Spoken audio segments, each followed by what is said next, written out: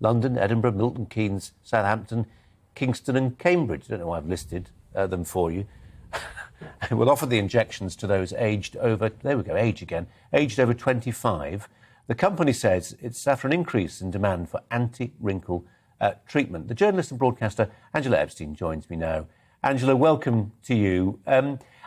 We were attracted to this story because it feels like once John Lewis are involved in something, it's an act of normalising. It's sort of normalised Botox. Anybody, and I include myself, who had sort of misgivings about Botox, about the idea that you could want to routinely keep your appearance youthful. I know there are very many different sides to this, and it doesn't need to be judgmental. But the essential point is that by John Lewis doing this, how mainstream, totally mainstream now.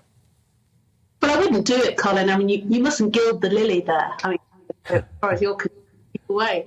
But in all seriousness, I think, look, there's nothing morally wrong with this. If John Lewis choose to extend their customer base this way, that's for them. And they obviously see a marvellous market opportunity there. But I think you touch on something far more fundamental. John Lewis, we associate with the cosy Christmas ads, with reliable retail outlet, with sort of, nice, friendly staff who will always help us if we go in there. I mean, it's a marvellous advert for John Lewis. And what they're now doing is they're making mainstream something which some people are still sort of a little unsure of, because it taps into this whole notion that you can't age naturally without questioning whether wrinkles are a good or a bad thing. Lots of people are comfortable in their own skin. But it's this idea of John Lewis sort of embracing it makes us feel that we're teetering towards this world where everything has to be perfect. I have no sort of criticism if people want to have Botox, and plenty of clinics do provide it. But I think John Lewis just seems very uncomfortable as a place to get it from. And I just wonder, Angela, as well, I mean, just to be kind to John Lewis in this, I mean, the people who are arguing how we stop the high street collapsing, they'll say, when you're up against, if you've got bricks and mortar retail space and you're up against the online retailers, you've got to offer an experience, not just flog stuff. So, and this falls into that bracket, doesn't it? Come into John Lewis, have a bit of Botox and buy a kettle while you're at it. Well, yes, absolutely. Or you could have a facial with the steam from the kettle. I mean, there's all sorts of sort of interesting marketing ploys that we could sort of explore here.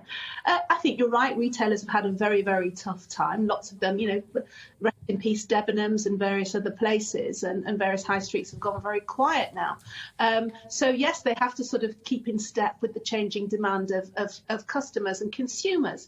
But I think there's an issue here about what its brand says to people.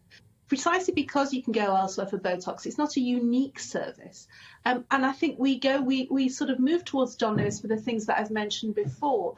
And I sort of find it a little bit, cold that John Lewis are offering this now. I mean, they're entitled to, but I go to that store for particular reasons, just as the same way I go to other stores for something perhaps a bit edgier, a bit more contemporary, different things. John Lewis is wonderful for so many things, not least its customer service. And I just sort of imagine a kindly person in a sort of smart black John Lewis outfit that they all wear, always looks very sympathetic, saying, "Come on, love, let's sort out your wrinkles."